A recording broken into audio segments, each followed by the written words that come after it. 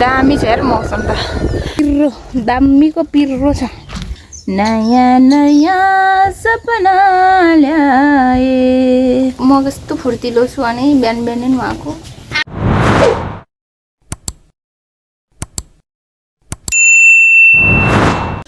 Good morning नमस्कार साथीहरु म हजुरहरुकै साइली बहिनी फेरि पनि फर्किआए युट्युबमा आजको बिहानीको दिनको सुरुवात चाहिँ कसरी हुँदैछ भने हाम्रोतिर चाहिँ हैन मौसम एकदम धुम्मिएको छ देख्न सक्नुहुन्छ मौसम धुम्मिएको छ पानी पर्ला पर्ला जस्तो नि भएको छ पर्न नि सकेको छैन अनि म चाहिँ यहाँ यति फोहोर बोकेर सोच्दै बस्दैछु सोचेको भन्दा पनि अब यो फोहोर चाहिँ उठाउन लागेको हैन अनि यति धेरै फोहोर चाहिँ कहाँबाट छिछि फोहोरी चाहिँ नभन्नु यो चाहिँ मैले किचनको कुना कन्दरा खोला खोल्सी सबैबाट खोतालेर निकालेको आज अनि हैन अब यस्तै छ बिहानीको सुरुवात सरसफाइबाट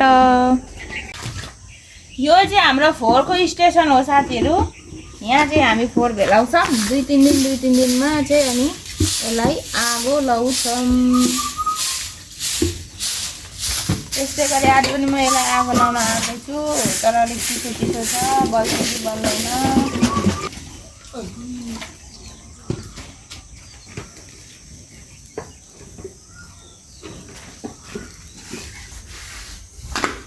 यतिको काम र राम्रो दाम पाए भने विदेश जान्छु साथीहरु म कहिले भ्याकेन्सी छ भने मलाई भन्नु होला खतरा भुइ पुछिदिन्छु नि फेरि म त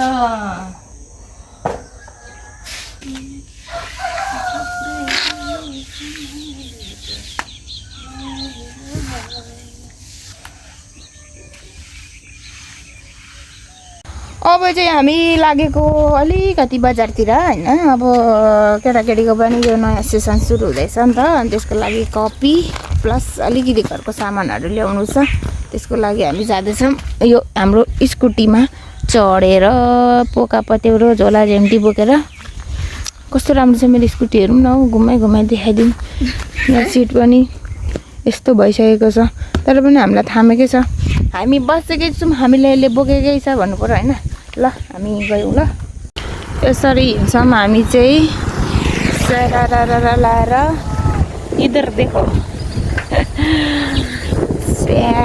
दामी छ यार मौसम त घाम पनि छैन पानी पनि छैन अनुकूल वातावरण एकदम दामी चलिरहेछ दामी न पानी पर्न सकेछ न घाम लाग्न सकेछ यता न उताको भइरहेछ के मौसम चाहिँ दामी छ जे भए पनि आफ्नै गाउँ फर्के आए नयाँ नयाँ सपना ल्याए आइम हामी चाहिँ हैन चोकबाट अनि यहाँनिर त्यस्तै सामानहरु ल्याउनु थियो खतरा खुत्रु के जातिहरु अनि यो चाहिँ हामीले कोदोको बिस्कुट खाएर प्लास्टिक चाहिँ बाटोमा फाल्नु हुँदैन भनेर बोकेर ल्याएको अनि यो चाहिँ पालपुडी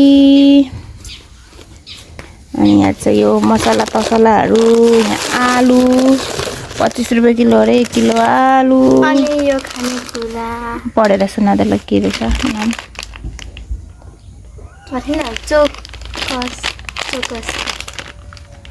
चोकस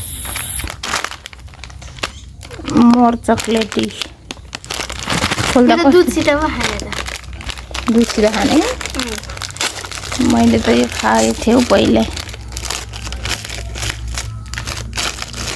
मैदा जस्तै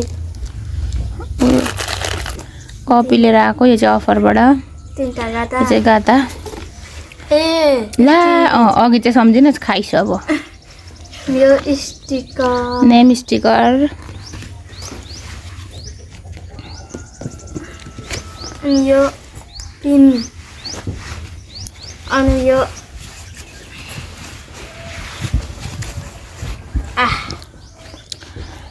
यो कपी चाहिँ हाम्रो चाहिँ यहाँ नजिकको चोकमा कि त्यो 1 दर्जन किन्दा आधा दर्जन फ्री अनि 2 दर्जन किन्दा 1 दर्जन फ्री कपीको अफर राखेको रहेछ क्या अनि त्यही अफरमा गएर हामी पनि मौकामा चौका हान्दिउँ भनेर चाहिँ 1 दर्जन ल्याएर आधा दर्जन फ्रीमा बोकेर आको आज चाहिँ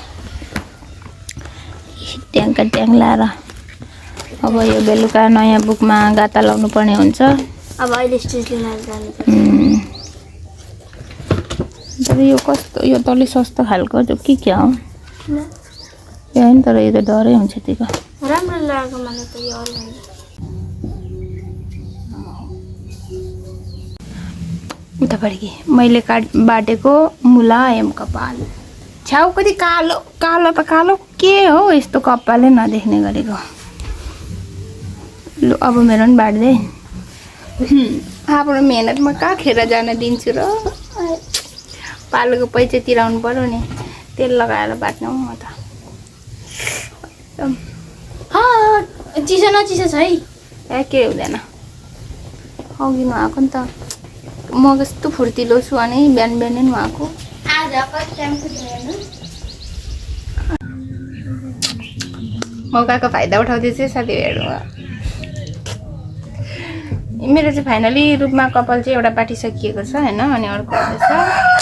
हाम्रो बाट्ने मान्छेलाई देखिँदैछ कि देखिँदै छैन है मैले ब्याक क्यामेराबाट गराएछु त्यही भएर यस्तो हो। यो कपाल यति बाटिसकेपछि चाहिँ मलाई यति आनन्द आउँछ कि अब यता नि झर्दैन यता नि झर्दैन कतै झर्दैन। आफ्नो गुन्द्रुकको क्वालिटी भनेको चाहिँ फेरि गुन्द्रुकको हो होइन। अनि त्यही भएर चाहिँ मलाई यति गरिसकेपछि अब म ट्याक्राक लाएर टोपी लाउँछु अनि मलाई यस्तो आनन्द आउँछ। यतिसम्मको आनन्द कि भोलि पनि खोल्नु पर्दैन क्या, भोलि पनि बाट्नु पर्दैन कोर्नु पर्दैन हो त्यो समस्या चाहिँ हुँदैन क्या मलाई। त्यही भएर मलाई हाई सुख मिल्छ क्या यो कपाल बाट्दा चाहिँ। त्यही भएर दुईपट्टि कपाल बाट्नु चाहिँ मलाई ओभर मनपर्छ। यति लगाएपछि कसो चाहिँ नहोला त गजब हुन्छ। अनि यो क्या मैले 300 रुपियाँमा किनेको टोपी होइन 300 रुपियाँमा किनेको टोपी यसलाई त अब म 3 वर्ष लगाएर यस्तो धेरै सदुपयोग गर्छु नि। यो कति धेरै उपयोगी छ घाममा ल हेर्नुहोस् त घाममा यस्तो उपयोगी छ नि। म चाहिँ यहाँ मेरो सब्जी बारीमा छिर्दैछ अहिले। यहाँनिर धनियाँ देखिँदैछ साथीभाइहरू देखिँदैन नि होइन खोज्नुपर्छ क्या। यहाँ धनियाँ छ वास्तवमा तर धेरै नै मैले टिपिसकेँ क्या। यसको काल भइसक्यो आज पनि टिप्नु पर्यो भनेर पस्दैछु। अनि यहाँ बैगुन पनि फलेको छ यहाँ खोर्सानी यहाँ बैगुन फलेको छ सब्जीको लागि। अब म बेलुकाको सब्जीको लागि टिपिहाल्छु खोर्सानी। कोही ओह्रालो फर्केको छ कोही उकालो फर्केको छ। यहाँ उकालो फर्केर पनि फलिरहेछ पिर्रो छ पिर्रो दामीको पिर्रो छ। बैगुन चाहिँ गजब फलेको छ तर यो नयाँ बिरुवा पनि हो कि तर किन हो किन उयो चाहिँ के यसरी किरा परेको छ हौ।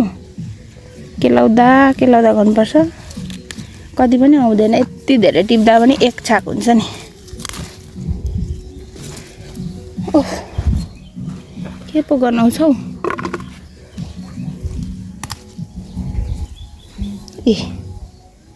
यत्रो किरा परेर के भएको होला है। दबाई खोजेको होला मैले दबाई नहालेको नि त केही पनि। यत्तिकै यो के अरे वस्तुको मल हालेर रोपिदिएको अनि केही हालेको छैन क्या त्यसपछि। त्यही भएर होला कोही त इतना बडा लम्बा छ कति लामो हौ। यो चाहिँ बेलुकाको सब्जीको लागि आफ्नै करेसाबारीमा फलेको अर्ग्यानिक सब्जी खाएर स्वस्थ रहनुहोस् भन्छ नि एकजना दाइले टिकटकमा। त्यस्तै म पनि ल यति टिपेँ। अब यसलाई चाहिँ च्याट्टा लाएर आलु मिसाएर खानुपर्ने हुन्छ। अब की बार धनियाँको पालो। अब म धनियाँ खोज्छु ल। धनियाँ त यस्तो बिजोग छ नि तर यो बिकासे धनियाँ हो क्या। यसलाई नि जति चुटाएर टिप्नुपर्छ होइन जति टिप्यो त्यति आउँछ। त्यही भएर यसलाई मजाले चिरिप्प टिपिराख्छु पो त। यो एक लट त अस्ति नै मैले यसको झार पनि उखालेको तर फेरि पनि ठ्याप्पै झार पलाइराखेको छ। अहिले अलिकति म अन्तै बिजी छु त्यही भएर मैले तिमीहरूलाई चिल्लो चाल्लो बनाउन पाएको छुइनँ। धनियाँ नरिसाउ कृपया। म फर्किआउनेछु एक दिन तिमीहरूलाई सफा गर्नको लागि। न्यू बुक साथीहरू मेरो छोरीको। अनि यो बुकमा चाहिँ मैले के तिहार सक्छ, यो बुकमा चाहिँ पहिला आएर गाता लगाइदिन लागेको छु, 3वटा गाता। अनि यो चाहिँ यति एउटा गाताले चाहिँ 3वटा बुकलाई पुग्छ अरे, त्यही भएर हामीले 3वटा लिएको छु। बुक जम्मा कतिवटा 3 4 5 6 6वटा 7वटा एउटा बुक किन्न बाँकी छ। एउटा चाहिँ त्यो ग्रामर चाहिँ किन्नुपर्ने कक्षा 7। त्यसलाई मैले भटाभट लगाएर गाता लाउने काम गर्छु।